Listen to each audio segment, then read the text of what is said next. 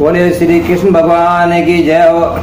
दोस्तों, मैं आज आपके सामने गीता के 9वें अध्याय का पाठ सुना रहा हूँ। मैं आपके सामने इसको शुद्ध हिंदी भाषा में सुना रहा हूँ, जिससे कि आपको पूरा समझ में आवे। श्री कृष्ण बोले, हे अर्जुन, तुम में ईर्ष्या नहीं है, इसलिए यह अति गुप्त शास्त्रीय ज्ञान और अनुभव तुमसे कहता हूँ। इसे जानकर तुम्हारा अशुभ न होगा और ये ज्ञान सब विधाओं में श्रेष्ठ तथा सब गोपनीयों में गुप्त एवं परम पवित्र उत्तम प्रत्यक्ष फल वाला है और धर्म युक्त है। साधन करने में बड़ा सुगम और नष्ट नहीं होता। ये प्रताप इस धर्म पर जो श्रद्धा नहीं रखते हैं, मुझे नहीं पाते हैं और इस मृत्यु युग संसार में बार बार लौटते हैं। मैं अव्यक्त हूँ और मैंने ही ये सब जगत प्रकट किया है। सब प्राणी मुझ में स्थित है, किंतु मैं उनमें नहीं हूँ, क्योंकि मुझ में सब भूत भी नहीं है। और मेरा ये ईश्वरीय कर्म देखो, मेरी ही आत्मा सब भूतों का पालन करती हुई भी नियम नहीं है। जिस प्रकार सर्वत्र बहने वाली महान वायु संसद आकाश में व्यापित है, उसी प्रकार सर्वत्र भूत मुझ में है। और ऐसा समझो, एक होते सब जीव कल्प के अनंत में मेरी आकृति में आप मिलते हैं और कल्प के आरंभ में उनको फिर उत्पन्न करता हूँ।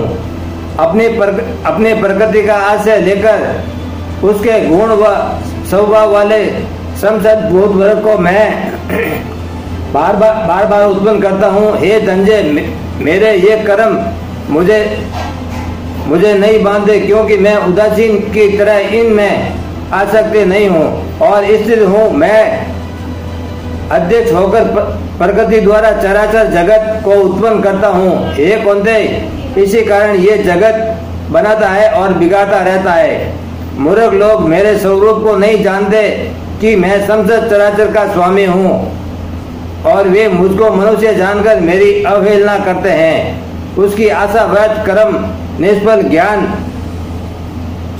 और निरर्थक चिन्ह भ्रष्ट है। वे उस असुरी शक्ति के वंश में हैं जो मोह उत्पन्न करती है। हे पार्थ, विवेकी जन जो देवी प्रकृति में स्थित है, वे मुझे संसार का आदि अविनाशी जानकर अन्य मन से बचते हैं और दृढ़वंशी सदा मेरा कीर्तन करते हैं और भक्ति से उपासना करते हैं। और एक तो से कोई पद करते उससे और कोई मुझे अनेक रूप वाला विश्व रूप मानकर उपासना करते हैं। और श्रोत्र यज्ञ मैं हूँ और समाधि यज्ञ मैं ही हूँ और पितृ यज्ञ मैं ही हूँ तथा औषधि मंत्र होम का साधन दहत अग्नि और होम भी मैं ही हूँ। इस जगत का पिता माता धारण करता पिता में जानने योग्य पदार्थ ओंकार और ऋग्वेद, सामवेद और यजुर्वेद मैं ही हूँ। और गति पालन करता प्रभु साक्षी निवास स्थान और रक्षक मित्र उत्पन्न करने वाला सहार कारक आधार प्रलय स्थान और अविनाशी बीज मैं ही हूँ। मैं सूर्य रूप से तपता हूँ और मैं वर्षा रोकता हूँ, मैं ही वर्षा करता हूँ। तथा हे अर्जुन, मैं ही अमृत और मृत्यु हूँ तथा सत्य और असत्य भी हूँ। तीनों वेदों में ज्ञाता, सोम पीने वालों में पाप रहित यज्ञ द्वारा मेरी पूजा करके स्वर्ग चाहते हैं और इंद्र के पुण्य लोक में पहुंचकर स्वर्ग में देवताओं के योग्य दिव्य सुख भोगते हैं। वे उस विशाल सर्वलोक में सुख भोगकर पुण्य के क्षीण होने पर सिर मृत्यु लोक में आते हैं। इस प्रकार तीनों वेदों के यज्ञादि धर्मों का पालन करने वाले, भोग की इच्छा रखने वालों का आवागमन होता रहता है। जो अनन्य भाव से चिंतन करते हुए मेरी उपासना करते हैं, उन नित्य योगियों के योग से और अर्थात स्नान योजना छादी और इनकी मैं रक्षा करता हूँ। एक होते जो दूसरे देवताओं के भक्त हैं और सदा से उन्हें पूजते हैं, वे भी मेरा ही पूजन करते हैं, परंतु यह पूजन विधि पूर्वक नहीं है। और सब योगियों का भोक्ता और स्वामी मैं ही हूँ। जो मेरे इस तत्व को नहीं जानते हैं वे आवागमन से नहीं छूटते हैं और देवताओं के पूजने वाले देवलोक को प्राप्त होते हैं। पितरों के पूजक पितरलोक को पाते और योग्यों के पुजारी यमलोक को जाते हैं और मेरा पूजन करने वाले मुझे प्राप्त होते हैं। भक्ति से पत्र, पुष्प और फल या जल जो मुझको अर्पण करता है उस शुद्ध अंतकरण वाले भक्ति से दिए हुए पदार्थ को मैं बड़ी प्रसन्नता से ग्रहण करता हूँ। हे कौन्ते, जो तुम करते हो खाते हो वह सब मेरे अर्पण करो और ऐसा करने से कर्म बंधन रूप शुभ अशुभ फलों से मुक्त हो जाओगे और संन्यास योग में युक्त होकर मुक्ति या मुझको अवश्य पाओगे। मैं संसार भूतों के समान हूँ, न कोई मुझे अप्रिय है और न प्रिय। जो मुझको भक्ति से बचता है वह मनुष्य वो मुझ में है और मैं उसमें हूँ। यदि कोई दुराचारी भी हो और अन्य भाव से मेरा भजन करे उसको मैं साधु ही मानता हूँ, क्योंकि उसने उत्तम मार्ग ग्रहण किया है। वह शीघ्र ही धर्मात्मा होता है और चिर स्वामी शांति को पाता है। हे कौन्ते, ये निश्चित करके जानो कि मेरा भक्त कभी नाश को प्राप्त नहीं होता।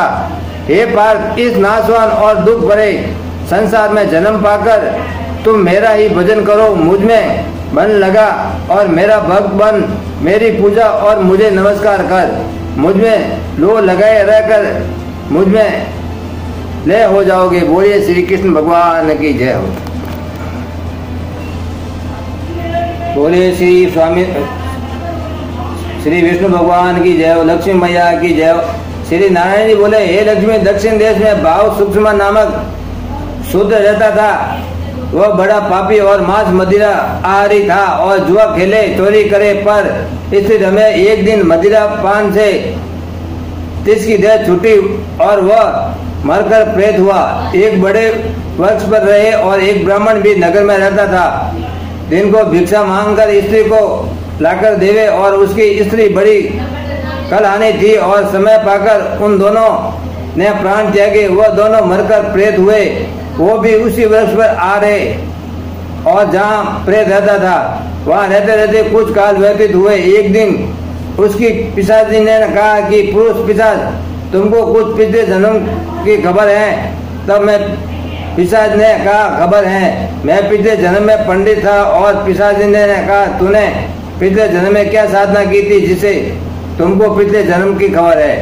तब उसने कहा कि मैंने पिछले जन्म में पंडित से अध्यात्म कर्म सुना था। और तब फिर पिशाची ने कहा कि तूने और कौन सी साधना की थी?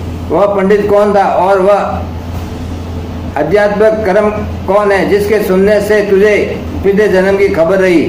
और पिशाच ने कहा कि मैंने कोई पुण्य नहीं किया, गीता जी का श्लोक श्रवण किया है और उसका प्रयोजन यह है कि एक समय अर्जुन ने श्री कृष्ण से 3 बातें पूछी जो गीता जी के 9वें अध्याय में लिखी है। वह 3 बात पिशाच से श्रवण की और इन बातों के सुनते ही प्रेत देह छूटी और तत्काल देवदेही पाई और सड़क से विमान आए और उन पर चढ़कर वैकुंठ को प्राप्त हुए। श्री नारायण जी बोले, हे लक्ष्मी, ये 9वें अध्याय का महात्मा है। बोलिए श्री कृष्ण भगवान की जय हो। लक्ष्मी मैया।